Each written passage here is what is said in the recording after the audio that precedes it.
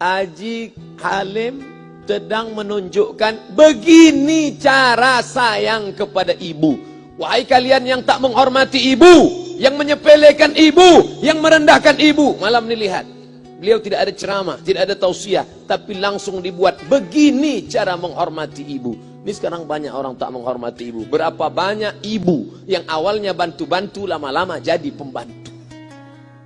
Dulu dia tidak tarawih, kenapa? Karena kita menangis merengek di rumah. Sekarang di hari tuanya dia tidak tarawih juga. Kenapa? Dia menjaga cucunya. Berapa banyak itu terjadi? Jangan sampai. Dia tidak pernah menolak cucunya, dia sayang. Tapi kita yang berpikir, berapa kali dia tidak jadi sholat duha karena kita kencing di kaitnya. Berapa kali dia tidak tarawih karena kita menangis merengek sampai subuh datang. Berapa kali dia tidak iktikaf karena kita. Andai dia masih hidup hari ini, datang, belikan pakaian yang paling dia suka, belikan perhiasan kalau ada. Andai tidak cium tangannya, tapi yang sudah meninggal dunia, jangan lupa kau doakan, Rabbil firli wali walidayya warhamhuma kama rabbayani saghira. Berdoa pun kau tak mau, apalagi yang akan kau bawa menghadap Allah SWT. Meregang nyawa dia melahirkan engkau. 9 bulan 10 hari kau menumpang di perutnya. 2 tahun kau menyusu, melahirkan, menetes darahnya dalam badanmu. Andai kau gendong dia dari Palembang, jangan sebut Palembang lah Pak Ustaz, dari Pekanbaru Riau, kau gendong dia sampai ke Makkah, kembali lagi, belum tentu dapat menebus satu teriakannya saat melahirkanmu. Lalu apa yang bisa kau lakukan? Datang seorang ibu pergi ke tempat servis HP. Nak, tolong anak lihatkan HP saya rusak kayaknya. Dia periksa, ini enggak rusak bu. Terus, memang anak ibu enggak nelpon.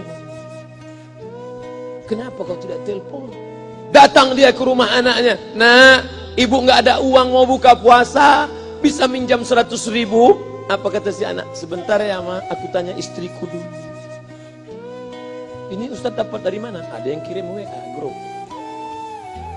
Jadikan ibumu seperti raja, maka rezekimu akan diberikan Allah seperti rezeki raja-raja.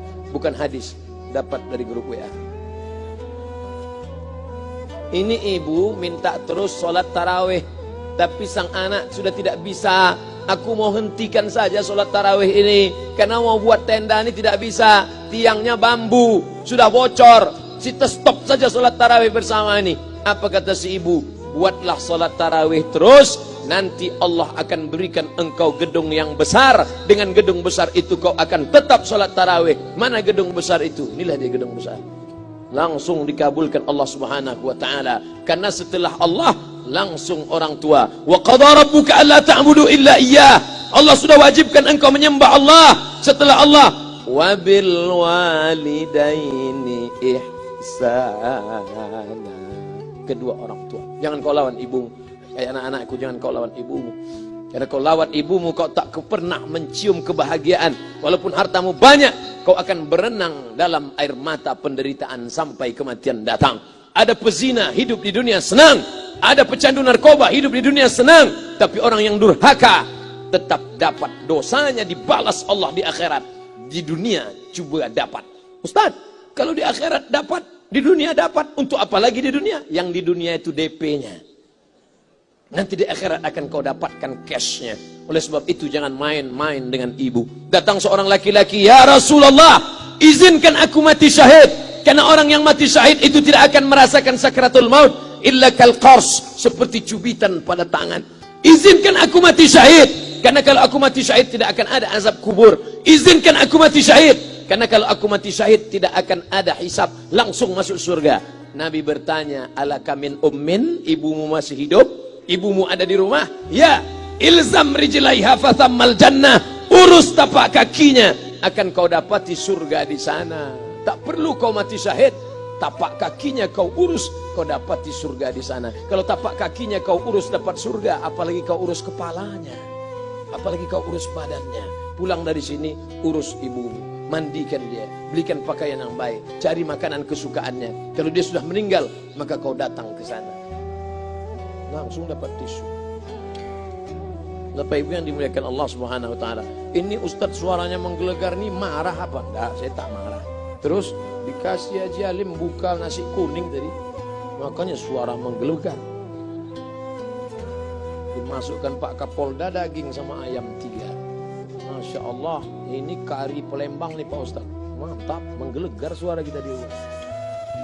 Bapak Ibu yang dimuliakan Allah Subhanahu wa taala, datang seorang laki-laki, kata Nabi sallallahu alaihi wasallam, nanti akan ada laki-laki yang datang kemari minta doanya, doanya kabul. Sahabat heran, kami yang hidup sama Nabi, kami yang perang sama Nabi, kami yang jihad sama Nabi, kenapa mesti minta doa dia? Dia tidak pernah ketemu Nabi. Pokoknya nanti kalau dia datang, minta doa sama dia. Setelah Nabi SAW meninggal, barulah dia datang. Orang itu bernama Uwais Al-Qarni. Kenapa doanya makbul? Dia merawat ibunya. Kalau ibumu kau rawat, doamu dikabulkan Allah Subhanahu wa taala. Apa yang kita lihat malam ini adalah buah bakti kepada seorang ibu. Ya Rasulullah, man ahaqqun nas bi husni sahabati? Siapa yang paling layak mendapatkan baktiku? Ummuka. Siapa lagi? Ummuka. Siapa lagi? Ummuka. Ibumu, ibumu, ibumu. Thumma man? Siapa lagi? Abuka. Kami, Ustadz, Jenderal Bintang 5, alim ulama, kami hanya dapat 1, sedangkan kalian ibu dapat 3. Ibumu, ibumu, ibumu. Kenapa ibu dapat 3? Karena ibu bisa melakukan 3. Ibu mengandung, ibu melahirkan, ibu menyusukan. Kalau bapak mau dapat 3, coba yang 3 ini. Pulang dari sini, pergi ke tempat jual kelapa muda, beli 1. Jangan dibelah, ikat di perut 9 bulan 10 hari. Kalau mau merasakan melahirkan, pulang dari sini, pergi ke tempat jual mangga. Telan bulat-bulat, keluarkan bulat-bulat. Emang enak jadi perempuan. Mereka luar biasa. Tanya ibumu, berapa kali dia meninggalkan puasa Ramadan? Saat mengandung engkau, 30 hari dia tak puasa. Saat menyusukan tahun pertama, 30 hari dia tak puasa. Saat menyusukan tahun kedua, 30 hari dia tak puasa. Saat dia mau ganti qadha tahun berikutnya, adik mau menyusul. Hari ini dia belum mengqadha puasanya, dia terhutang di hadapan Allah. Lalu apa yang bisa kau lakukan?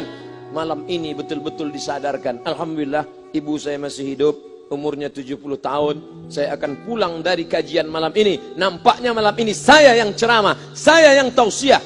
Tapi saya mengambil pelajaran. Pulang dari sini, saya akan lebih sayang pada emak saya. Saya lebih cinta kepada ibu saya. Saya malu, saya hanya pandai berceramah, berkata. Tapi orang sudah mengamalkannya langsung. Haji Alim membelikan gelang ibunya 2 kali sampai 4 kali setahun. Gelang cincin. Sudah dibelikan 2 bulan, hilang. Kemana?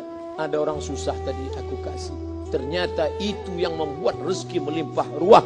Maka rezeki buah yang sudah matang harus kita joloknya dengan apa? Dengan berbakti kepada ibu. Bapak Ibu yang dimuliakan Allah, saudara-saudaraku yang dimuliakan Allah Subhanahu wa taala. Ibu ini luar biasa. Sampai-sampai ibu, Ustaz jangan nunjuk pakai tangan kiri lah. Oke, pakai kanan. Ibu, andai ngomong ibu salah, tetap dikabulkan Allah Subhanahu wa taala. Ada seorang ibu memanggil anaknya, "Ya Juraij, wahai Juraij." Anaknya sedang beribadah. Ibadah pada Allah atau nyambut ucapan ibu? Allah lebih mulia, dia diam. "Ya Juraij." Dia tetap diam. "Ya Juraij." Dia tetap diam. Dia tidak jawab seruan ibunya. Sampai akhirnya ibunya berkata, apa kata ibunya? "Allahumma la tumitshu hatta turihi wujuhal mumisat." Jangan matikan Juraij sebelum matanya melihat wanita, maaf, tunasusila.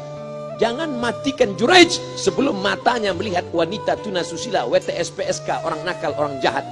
Tidak mungkin ahli ibadah matanya melihat orang jahat. Tapi takdir berkata lain. Tak lama setelah ucapan sang ibu, ada seorang WTS PSK hamil, tidak diketahui suaminya, ditangkap, ditanya, "Siapa yang menghamilimu?" Apa kata si perempuan? "Yang menghamiliku adalah Juraij."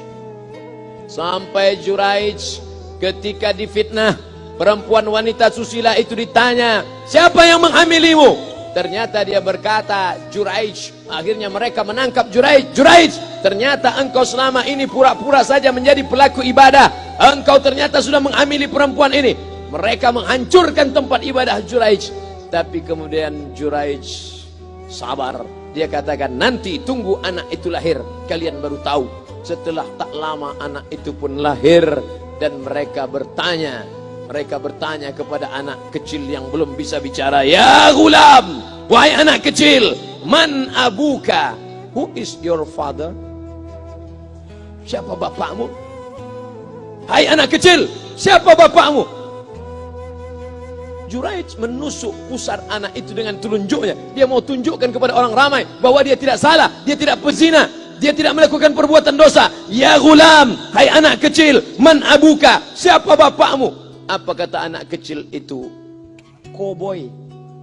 Ko sapi, boy penjaga sapi, pengembala sapi. Bapakku pengembala sapi. Barulah orang Yahudi tahu ternyata ra'il ghanam yang menghamili PSK perempuan jahat tadi adalah penggembala sapi. Lalu kenapa fitnah itu terjadi?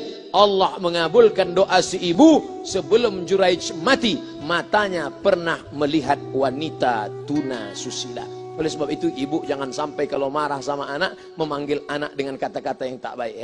Setan, hantu. Kalaupun marah panggil dia, calon wali kota. Sini sebentar. Kalau marah betul, calon gubernur. Sini sebentar. Doa ibu dikabulkan Allah Subhanahu wa taala. Saya setahun setiap bulan Februari ceramah di Kuala Lumpur seminggu.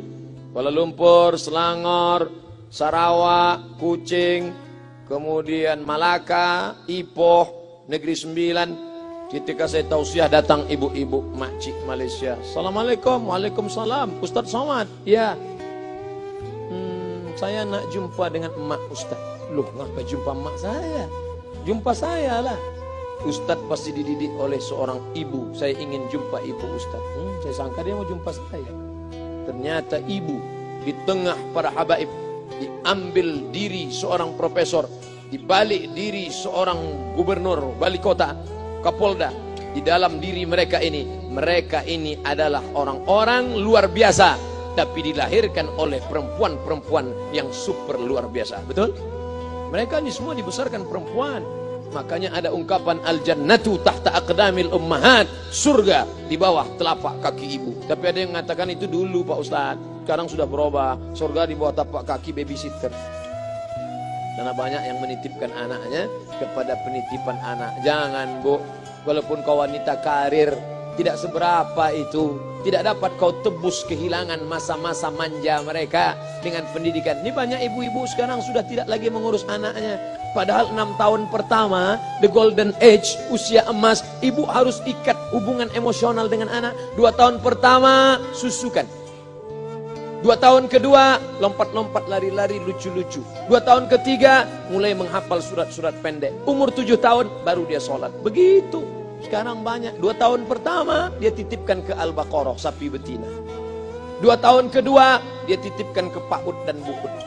2 tahun ketiga, dia titipkan ke TK. Akhirnya anak putus kontak. Setelah anak remaja, baru ibunya nanya, Ustadz, kenapa anak saya lebih mau curhat sama pacarnya daripada sama saya? Karena anak sudah lost contact, putus hubungan dengan ibu. Itulah yang dulu dikejar dengan wanita karir. Pergi pagi pulang petang, peras keringat, banting tulang, tunggang langgang, lintang pukang. Tak dapat kau tebus dengan apapun. Oleh sebab itu, kalau kau sayang kepada mereka, besarkan mereka. Nanti setelah dia SMP, kau tetap bisa berkarir, tetap bisa apapun. Tapi usia emas ini tetap jaga mereka. Di balik anak-anak yang luar biasa, ada ibu yang luar biasa. Di mana letak ibu luar biasa itu? Inilah dia, ibu-ibu semua insya Allah. Amin.